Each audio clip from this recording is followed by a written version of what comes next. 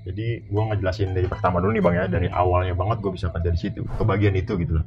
Sebenarnya sih kejadian ini bukan di tempat gue bekerja. Gue bekerja itu mobile bang, orang lapangan lah yang setiap bulannya itu gue ada servis preventif tiap bulan ke salah satu gedung-gedung. Kedapatan yang gedung yang benar-benar yang inilah yang banyak kecurigaan ini. Jadi di SPK gue ini ada gedung ini bang, yang nantinya ini banyak kejanggalan di gedung itu gitu kan. Yang gue curigain ini, memang gue dasarnya ini udah tahu gedung itu tuh horor gitu, gue udah tahu.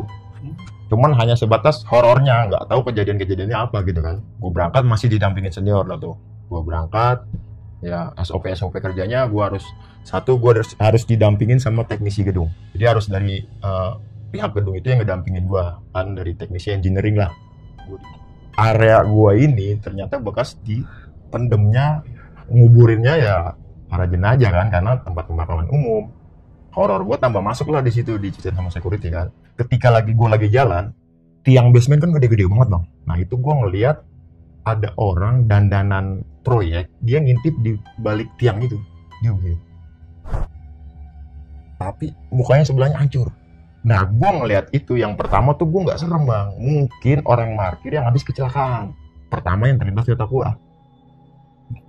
Gue nyari sisi logikanya dong, ada orang di situ. Mungkin kan namanya basement itu kan parkiran, ada orang kecelakaan yang terus dia nyasar mampir ke situ gitu kan. Gue nyari sisi logika lah. Nah kan ada security ya, gue lapor lah, pak itu ada orang ngapain pak, ini masih beneran lah sebelahnya hancur gitu kayak habis kecelakaan lah sebelah. Nah gue nanya sama security, pak itu orang ngapain pak. Kenapa pas setelah gue ngadu, security ini kayak ngalihin pembicaraan gue, udah ayo jalan. Itu si Marong teman gue nggak ngeliat, dan si security ini nggak ngeliat. Setelah gue dapet informasinya ya, ternyata dia nggak ngeliat. Jadi gue dialihin. Mungkin dia udah tahu historinya, orang ini emang sering nongol, jadi gue tuh dialihin sama dia gitu kan. Dia ngalihin pembicaraan, udah kerja ya lanjut. Ya intinya emang bekas kuburan kan yang gue laluin itu kan. Udah gue jalan, ketemu area kerja gue kerja lah. Masuk lagi-lagi ya, teman gue penakut ini di area itu gue yang turun. Gue turun, gue kerja. Nah pas turun gue ngeliat pahat masih ada di situ. Gue tanya sekalian nih, pak ini kok pahat ada di sini ya, kayaknya nggak ideal banget ada di sini. Nah dari atas dia sambil videoin tuh kan, dia buat laporan nanti ke engineering dia kan, kalau dia udah ngedampingin gue. Dia bilang udah lu kerja aja, jangan banyak omong, jadi gitu. Udah kerjanya ntar gue kasih tahu, jadi gitu. Dikit banget, singkat lah ya. Singkat cerita juga kelar lah, gue balik. Nah pas gue jalan pulang udah di B2 nih, udah nggak di area itu.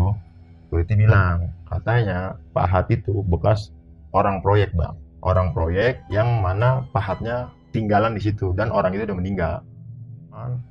Gua keluar nih, lewatin pos CCTV. Dari pos CCTV ini security juga yang jaga. Keluar nanya, pak tadi siapa yang dampingin? Nama security kan curiga sama gua kan, orang luar masuk ke situ kan nggak didampingin. Tadi saya udah izin pak sama teknisinya, kata teknisinya lagi pada sibuk, jadi saya sudah jalan berdua. Bapak sini pak, ajak masuk. Ternyata di CCTV gue bertiga. Hah? Jadi ada sosok yang ngintilin tuh pahat di bawah. Selama perjalanan itu gue ngerasain merinding, gak ngerasain hawang gitu, gak ada. Mungkin teman gue ngerti ya karena dia praktisi, tapi gue pure gak ada kejangan. Tapi pas di CCTV bilang gue bertiga, dan sosoknya sama seperti yang gue lihat tiang basement itu, pakai rompi proyek, pakai helm proyek, dan gue pun stylenya seperti itu.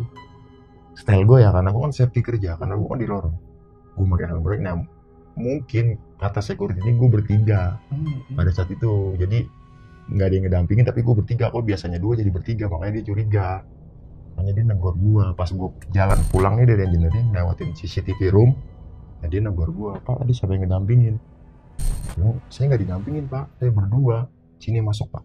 Dilihat ya gue bertiga, dan gue melihat sosok itu jalan di belakang gue kisaran, ya kalau di layar itu ya kisaran 2 sampai 2,5 meter lah. Kalau pikir gue ya dia ngikutin pahatnya yang dibawa teman gue ini. Temen gue keep bang, gue nggak bilang nih sama security maupun engineering kalau pahatnya itu dibawa temen gue. Pas gue lihat ke atas, dia duduk nih di pintu chamber. Itu di sininya dia, sosok itu lagi ngeliatin gue. Itu pas gue lagi nengok, ini nomor segelnya. Pas banget gue beradab ke dia, itu di atas ada sosok itu. cuman kelihatan mukanya dong, jadi dia kayak mau jongkok gitu di samping pundaknya Marong. Itu seketika kayak lu ditodongin pistol sama musuh lu. Iya. Itu darah kayak turun semua bang. Lu nggak bisa ngapa-ngapain. Itu yang kondisi yang gue rasain. Ini toolbox yang gue pegang ini kayak tembus padang.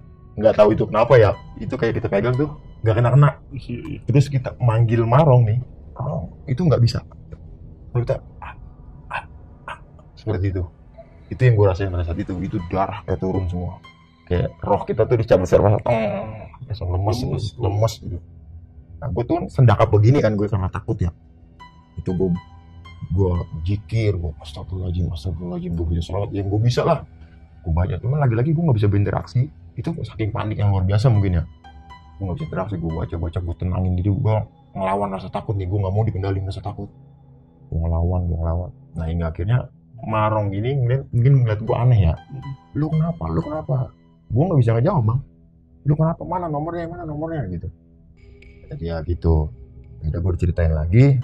Nah ternyata bang, disinilah kejawab semua penasaran gue.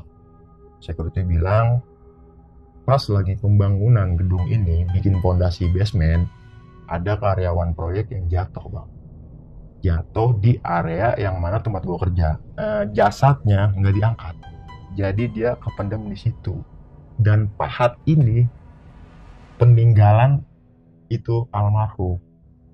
Secara nggak langsung dia mau disempurnakan. Udah bobok pakai pahat. Makanya dia pahat itu nggak mau dipindah. Posisi jatuh dia miring. Makanya dia bilang hancur sebelah. Security itu sering ketemu sama makhluk itu. Nah gue pikir, waduh, Pak kenapa nggak? Ya security ya bilang lagi ya, itu mah bukan tugas saya Pak untuk yang seperti itu gitu kan. Maksudnya buat ngangkat ketika kejadian itu berlangsung gitu, bukan tugas security kan. Ya, jadi dia cuma cerita seperti itu. Gue juga nggak bisa nyimpulin ini benar apa enggaknya ya. Yang gue dapet dari security seperti itu. Jadi dia jatuh, mukanya hancur dan dia nggak diambil. Itu persis di area gue kerja. Jadi dia jatuh dari basement 2 ke basement 3 pas lagi pembangunan itu. Berarti orang proyek itu dikubur hidup-hidup? Ya kemungkinan seperti itu, karena kan dia minta disempurnakan. Ketika gue lagi jalan, tiang basement kan gede-gede banget bang. Nah itu gue ngeliat ada orang dandanan proyek, dia ngintip di balik tiang itu, dia begini. Tapi mukanya sebelahnya hancur. Nah gue ngeliat itu, yang pertama tuh gue nggak serem bang, mungkin orang parkir yang habis kecelakaan. Pas lagi pembangunan gedung ini bikin pondasi basement, ada karyawan proyek yang jatuh bang. Jatuh di area yang mana tempat gue kerja. Jasadnya nggak diangkat, jadi dia kependam di situ. Dan pahat ini peninggalan itu almarhum. Nah ketika pulang baru kembali lagi dong ke engineering buat tanda tangan kan. Pas gue lagi minta emang gue keluar nih lewatin pos CCTV. Dari pos CCTV ini security juga yang jaga. Keluar nanya, Pak tadi siapa yang dampingin? Sama security kan curiga sama gue kan, orang luar masuk ke situ kan nggak didampingin. Tadi saya udah izin Pak sama teknisinya, kata teknisinya lagi pada sibuk, jadi saya sudah jalan berdua. Bapak sini Pak, cek masuk. Ternyata di CCTV gue bertiga. Hah?